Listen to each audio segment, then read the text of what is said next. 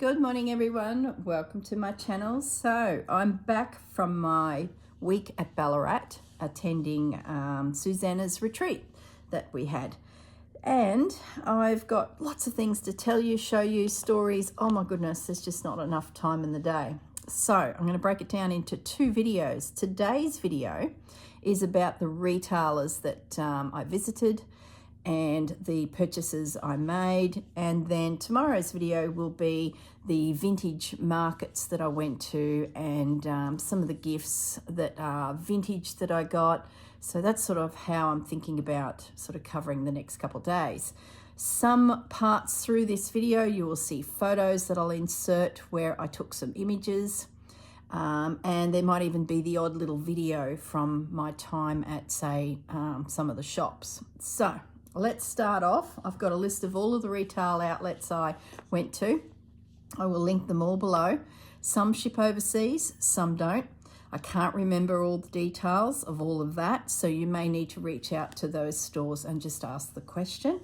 Okay, let's start with the first store, Gail's Patchwork Emporium. Now, I've purchased from Gail before, and finally I got to visit her store. So let me just make a little bit of room here.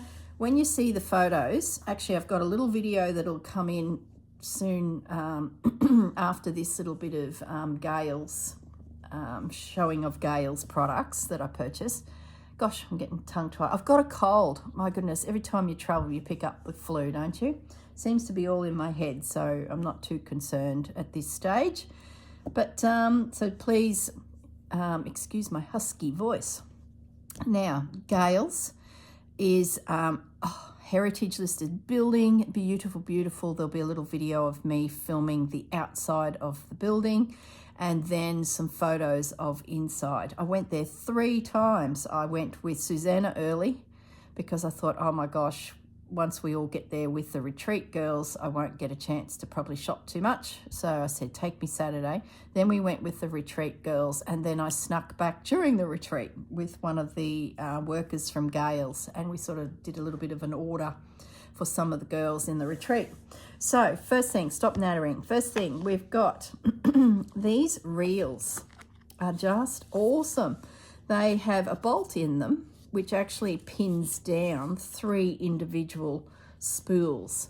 And I thought that I was just getting a bit of meterage from these velvets, but no, it was the whole reel. So really, really pleased with them. She had 3 that were like that. She then had some randoms like that. And how it came to be is this velvet I'm going to use on my huss with.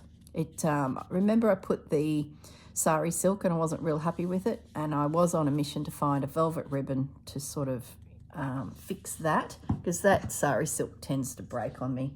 Maybe I'm just too heavy-handed. I found this beautiful, I don't know what was going on with the velvets, so I got some velvets trims. I don't usually buy these, but I don't know, they just caught my eye. In the trim department, she's got like all these timber pieces of furniture with all these beautiful trims. So a few of us got this one. Absolutely gorgeous. Supplies wise, she had a massive range of templates, so I thought I'll get myself some little ones. I usually make my own, but I thought they'll be handy. I'm pretty sure I got these all from Gail. I'm positive. This is the only one I'm a little bit unsure. I've been wanting one of these for a little while. It helps you to create a crease, and it can also make a mark. So it eliminates you using a pen. You run it through the fabric, it puts an indent, and then you can quilt or stitch. I think I saw Kate from Last Homely House use it. So I saw that, I thought, oh, grab them. And I got some more needles. These are some of my favorites. I always look for that gold little top, and I couldn't remember where I got them from. And as soon as I was standing in front of her clover display, there they were. So I grabbed another packet of those. All right, so that's the, oh, I did get another hexagon. Actually, I'll open up this little pouch because I started playing with it when I was at Susanna's. It's a shape like this. So I've been wanting to do a little bit of English paper piecing, but I sort of was been thinking and looking for some time, and I got a thimble too. It's one that Susanna uses and she highly recommends it. So I got a little thimble. Hopefully that'll be handy. So I started making some little pieces and stitching them together. So I'll go into this a little bit more because before I went to Ballarat, I started filming an Easter project, and I'd like to include a piece of log cabin that I've got into the background, and then I thought, well, I could probably add some more elements that are more quilting. So that's how that's sort of progressing. So I'll fill you in on that another day, but the pattern I saw in Gail's shop. I'll give you more details at Easter and the photo and how those hexes are going to be used. So just ignore that for a moment. It's something else another day. Otherwise we'll be here forever. So random fabrics. Now this one, oh my goodness. It actually was part of a little series brand new to Gail's. And I thought, what gorgeous little birds. So there's the name, guys. Must be just starting to come into all of the stores. And I went for the one that was very lineal. Look at that. Imagine that cut and then embroidered. But then there's flowers, more birds. It's just beautiful. I gave Susanna a strip of it. You probably saw it on her video that she did about her retreat. But the other piece was more random that went with this. I really like this sashing. So yeah, if that catches your eye, I think you're going to start seeing that popping up in your favorite quilt shops. If not, you would probably find it online. And this one caught Susanna's eye, so she gave me a piece of this one. It's always handy to have these little birds. Even if you don't end up stitching them, it might give you the shape of a little guy that you can stitch. Butterflies. So this one, that's its name there. Okay, so they're very, very nice. I'm always on the lookout for birds of all sizes that can be worked into my pieces. So really happy with those.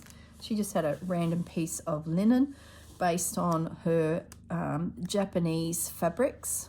Now I'll go into that in a minute. Oh my goodness, guys. Did I fall down a rabbit hole? Oh, I'm feeling emotional. I went to Japan and back in 2 shops. This is just a blank one, but then Gail had a whole corner that was all Japanese fabrics, and I was just so enamored by it that I just had to back away. Like it was too much. But then when I got to Mill Rose, the second quilt shop, you'll see I'd obviously gained my self-control and then went crazy. So from Gail's, I got a pack. Great way to buy it. We just need bits. So that's plenty, some greens and some reds. And in the back of my mind, I have my Easter project. You'll know more about it on Easter Saturday is when I'm going to start playing with a brand new panel and this bunny. And these will be part of that project. So drag out your Japanese fabrics or go online, and there's heaps of sellers out there that have, you know, those types of, they're textured. And for slow stitch, they're just perfect. And I like the muted tones. They're not bright, they're subdued. You can see a real theme, like gorgeous. Now, in amongst it all, I bumped into 2 new fabric ranges. Having said that, I think this one's been out a little bit. I've never seen it. So I was just like, oh, there was music playing in my ears when I saw it. And Antoinette. This one I think is new. So I grabbed this pack. what a great colour range. I haven't even looked at them all because I'll save it for another day when I have a project in mind. I don't like to open them until it's ready to be worked on. Otherwise, they can get lost. And it's lovely when you get a project, say, from the Roxy girls, and you're like, 6 months worth of stitching. Here you go. You've got your full colour palette. So if you did want to see what's in all, sorry, you're not going to get that from me. I just want to keep it together. This little guy is, I think, has been around a little while. They're both French General. And I did consider cutting into this one, hence why the wrapper is open, for those they're not hexagons. Let's get the right word, girl, because they're going to be around in my life for a while.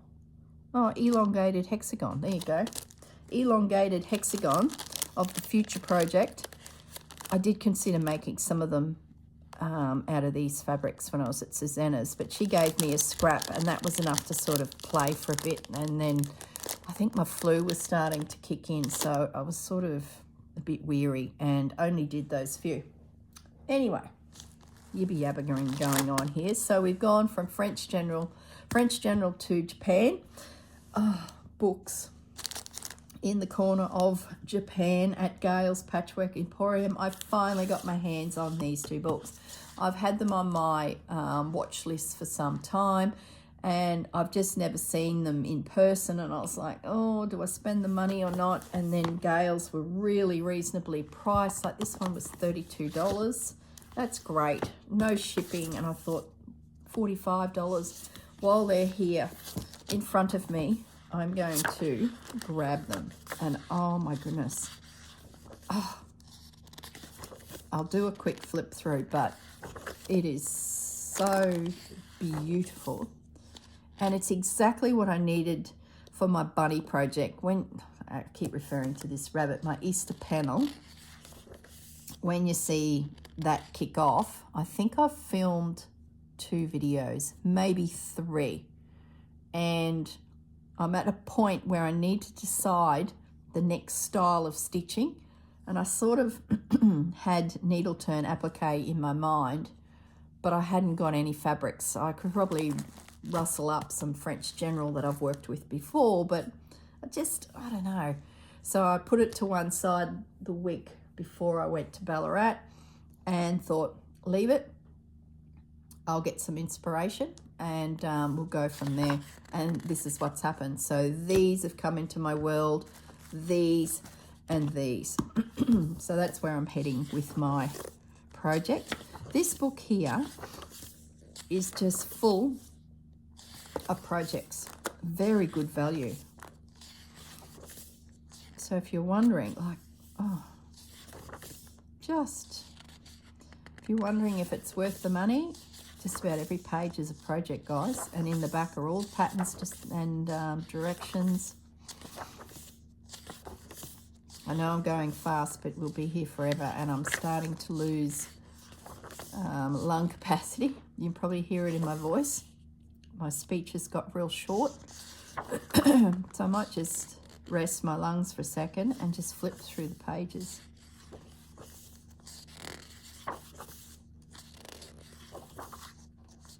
There's the instructions. You do have to upsize accordingly, but you know, that's all part of the fun.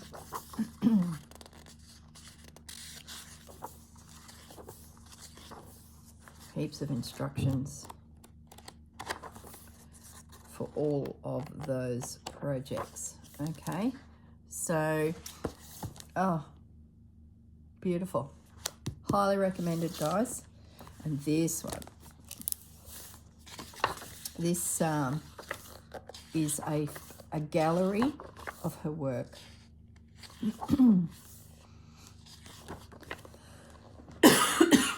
Sorry, guys.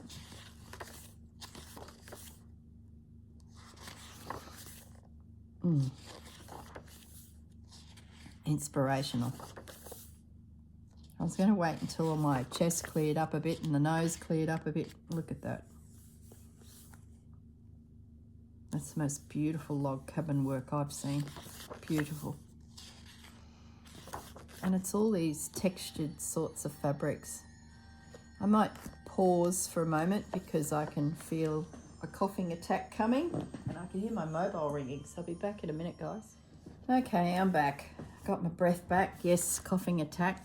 I think this video will need to be in lots of little segments because, yeah, it looks like the lung capacity is not supporting the nattering, the chitty chat. Oh, guys, look. Seriously, it's just...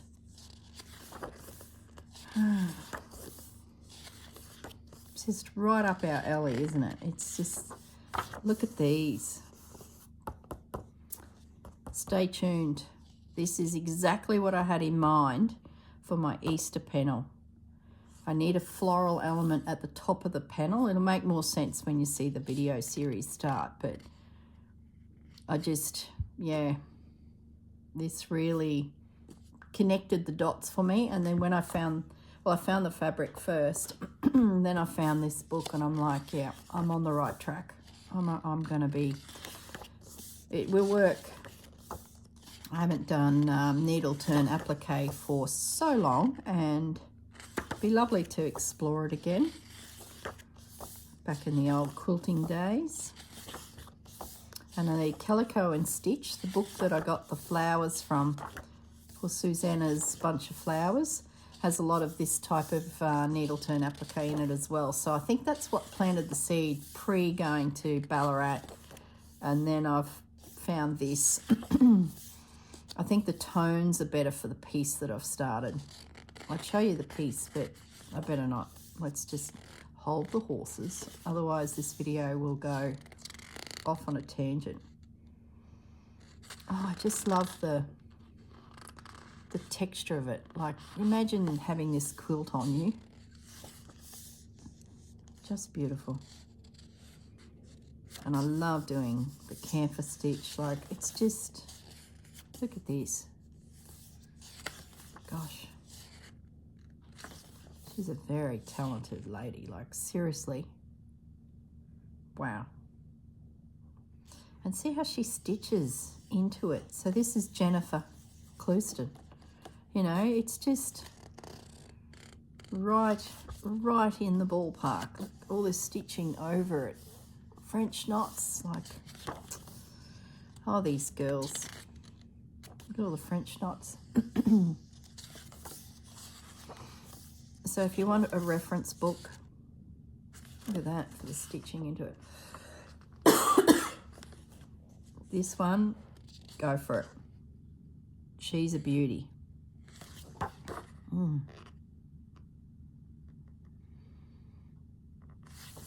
It's like all these worlds that we dabble in are colliding together. It's just so great.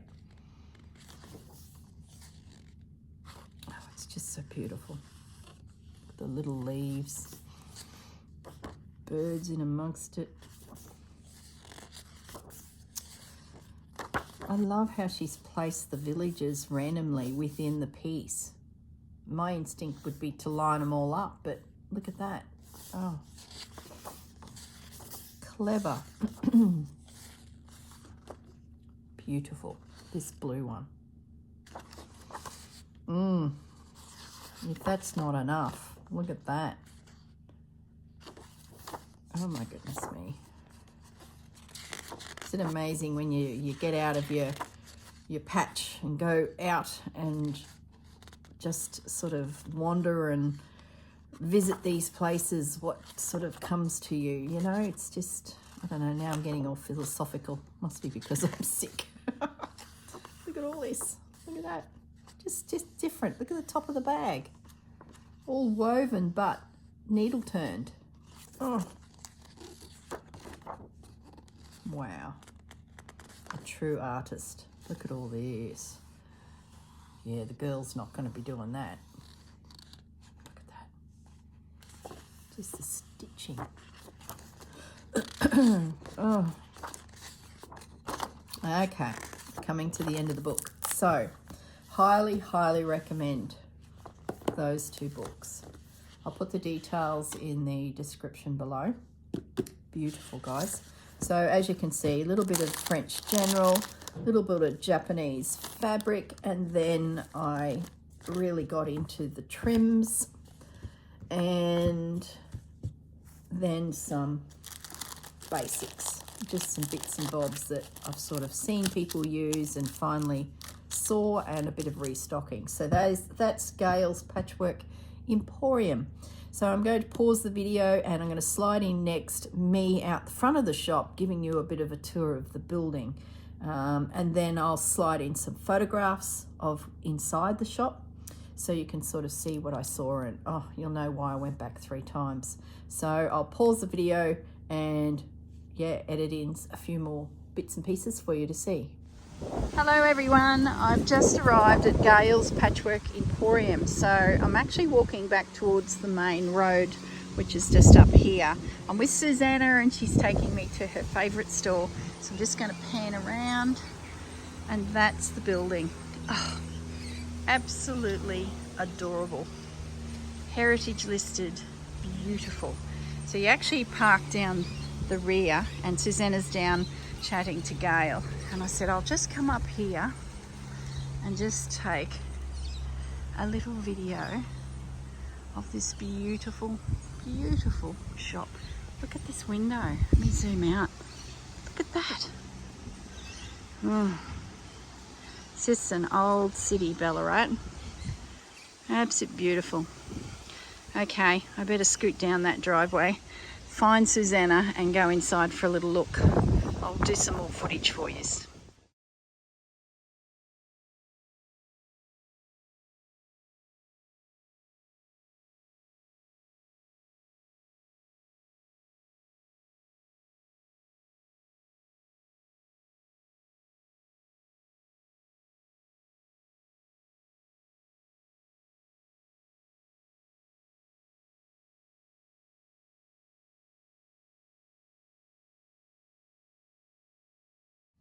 Okay, I'm back with the second quilt shop that we went to on the retreat with Susanna.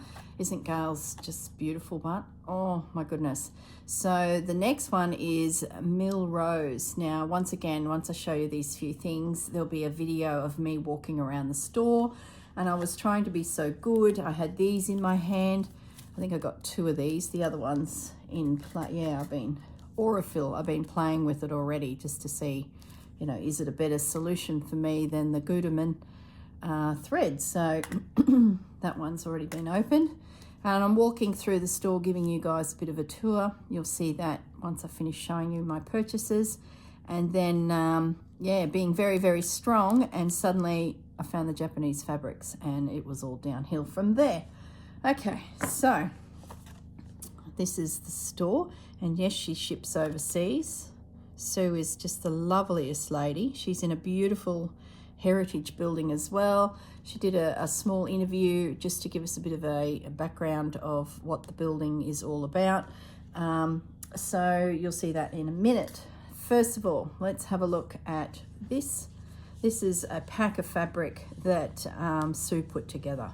It's just gorgeous. Now, is it anyone in particular?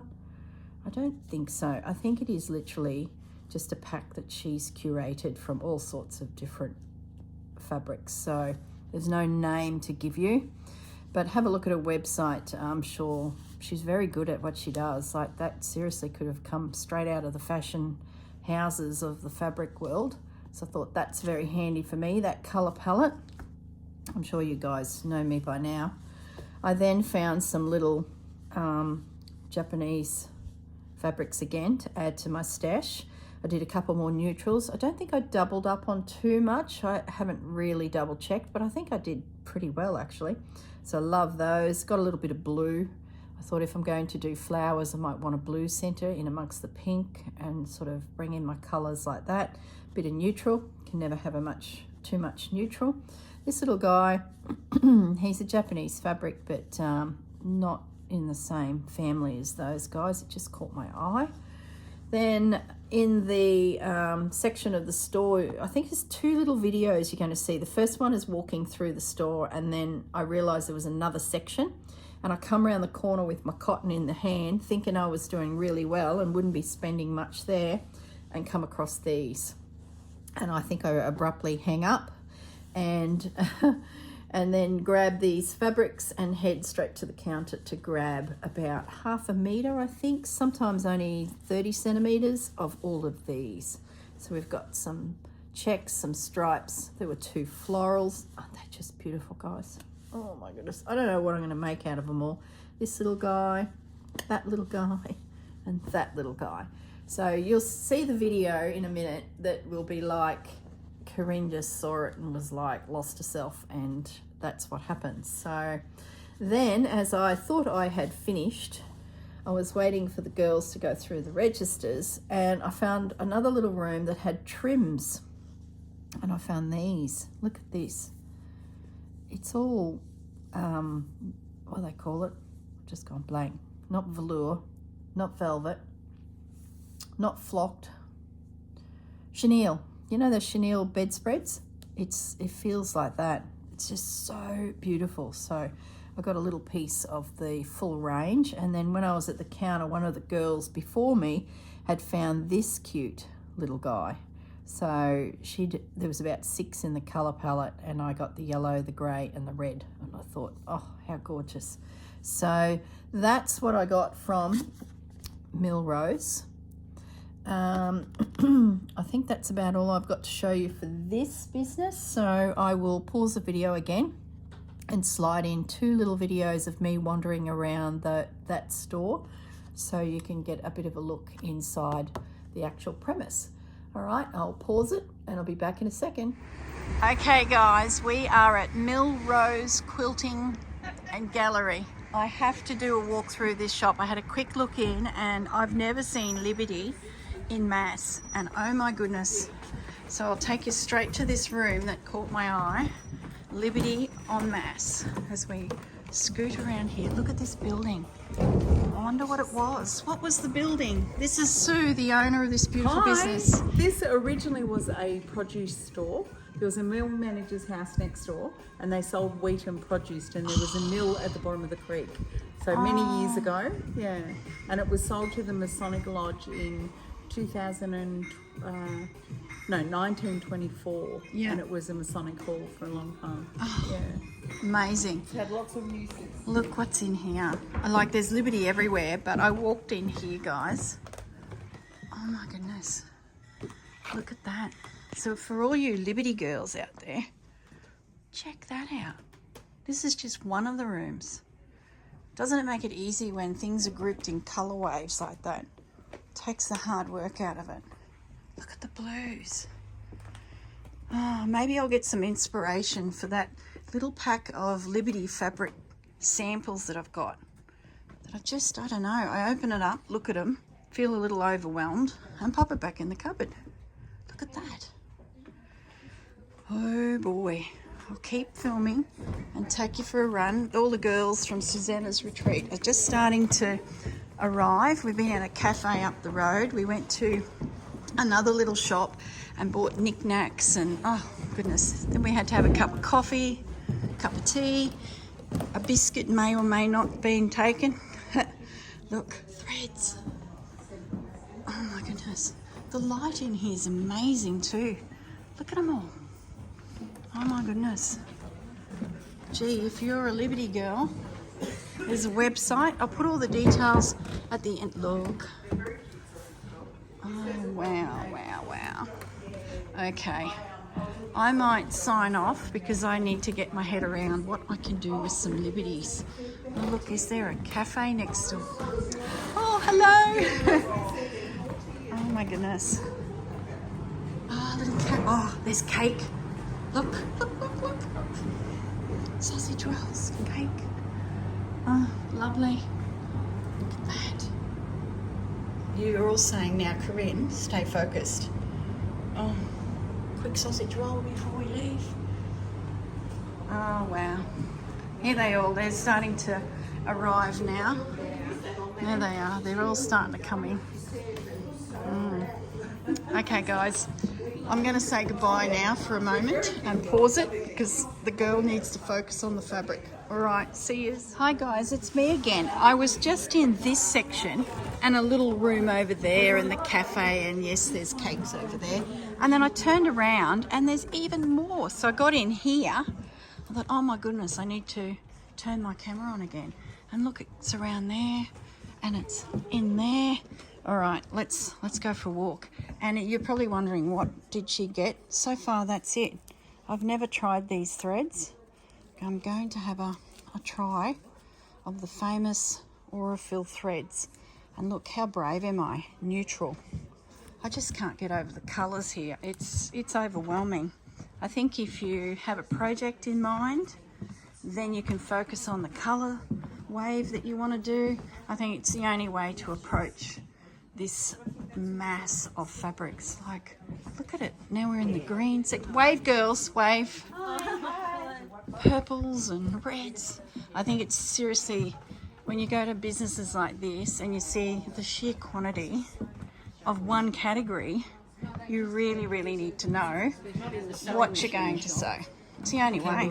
Oh goodness, we're in the ribbons and trims section. Oh my gosh. All right, let's go in here and check this room. My goodness, even more. Oh, different blue again. Blown away? Oh, I've just turned the camera back on because I found, look at that. Look at all those homespuns. Every colour. That's, I was just saying to the viewers that you really need to come to a place like this with a project in mind. Otherwise, you'll just go round and round in circles. Hence why I'm walking out with just this, because I need to think. I can't go buying a bit of everything. Oh, maybe I could of this. Okay. Forget what I just said. Oh, it's a linen. Oh, look at that. Oh, forget what I just said, guys. I just, okay. Yep. All right. I need to pause it. Stitching into that. I need to pause it. The girls found her jam. Okay. Must fly, guys.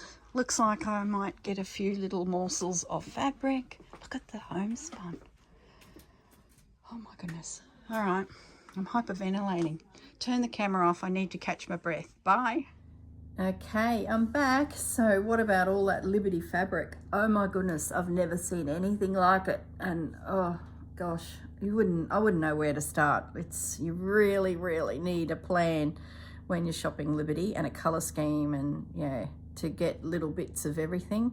Cost you a fortune. Anyway, so before we got to Milrose shop, Christie's was just up the road. Christie's Timeless Treasures, gorgeous little shop. It's down an alleyway. At the front of their complex was a coffee shop, so we all trundled down there, and I picked up a few random things from Christie's. They're those little stoppers that you put on a bag. You poke them in, spread those little, they're brads, spread those little feet, and it's feet for on a bag. So you've made a fabric bag and you don't want it to sit on the ground, you would put those in to protect the bottom of your embroidered bag or fabric bag. So I thought, oh, I haven't seen them before. This little guy for creasing, a little box. Now all the way through the whole visit, I've got the horsewhip box thing in my mind. So I was on the hunt for a box, and I've got, I think, 2 options. I'm still not decided what I'm going to do, so stay tuned. But this little one came along and it was really reasonably priced, and I thought, well, I love the color scheme. That's got horsewhip potential. Also a couple spindles. I've never seen these before, and they're really reasonably priced, and I thought, no, I'm going to try something on them one day, even if it's to hang a project. I don't know. So that was Christie's Timeless Treasures. Now, a store that most of us visited through the week, but wasn't part of the outings that we had for the retreat, was the Crafty Squirrel. Gorgeous little shop in Ballarat, just full of the most divine knickknacks and just random. That's the little shop. I've got some photos out the front, but so I'll probably slide those in at the end of this video. but just gorgeous. Be beautiful to take kids there. They'd all come away with something. So that's where I bought this little baby girl. Oh, I love hanging things on my Christmas tree that are handmade, and I just thought she was beautiful. I love her. So she's going on my grandmother's Christmas tree. I finally found one of these. It's a magnet that holds your needle. So let's say you've got a very big project and you separate this from that, clip them back together with your work in between, and your needle or your pins can go on it. And I thought, oh, I finally found one of those. And then another box. So the horsewhip, I found this little box and some buttons. So I just packed everything in here. So this has potential of the needle roll coming out of it. So that's two options that I have in the back of my mind. Whether I get them made or not's another thing. I don't know. I got too many ideas. Found this gorgeous little tape measure. I thought it was so sweet. And I thought, well, that could go within a future horsewhip. Oh my goodness. Having a head cold's not helping the pronunciation of that blooming word. Alrighty. Buttons, look at those. There was a massive range of really unique buttons.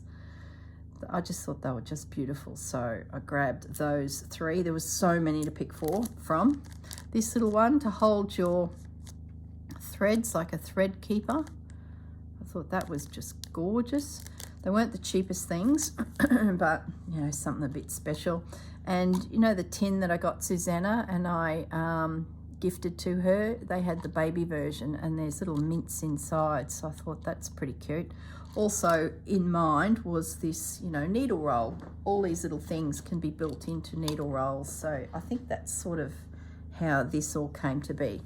So I'm just going to pop them back where I got them from.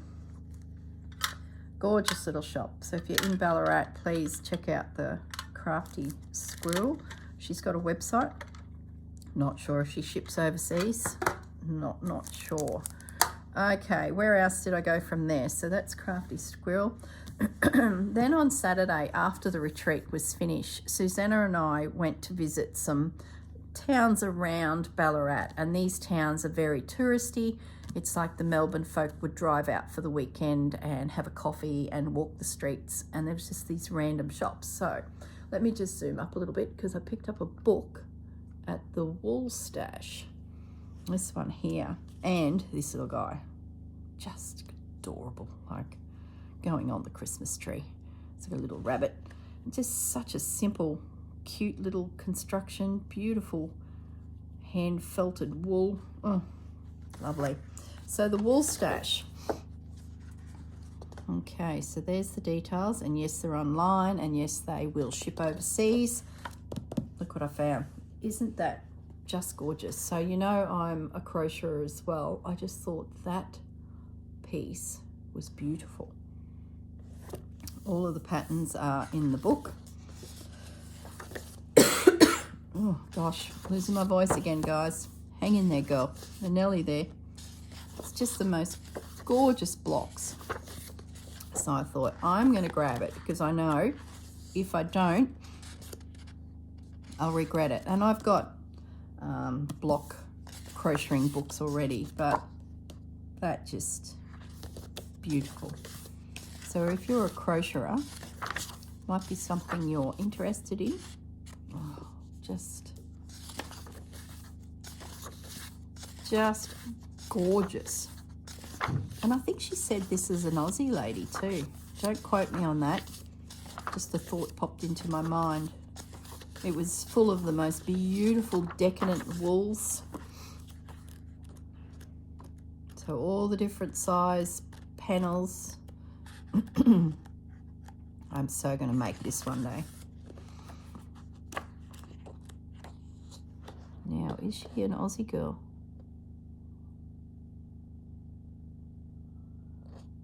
I'm pretty sure. No, UK. Oh no, yes, she is.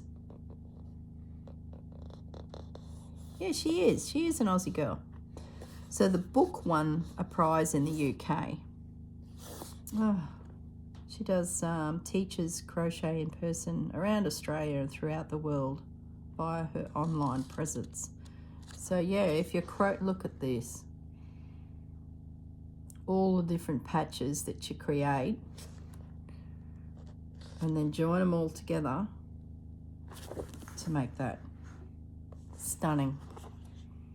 That's a one day I'm going to do it project.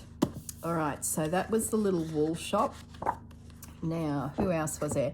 There was a French shop in another little town. I got sidetracked with all the towns, so I apologise. Malden was this one, but this, I think we were in a different town.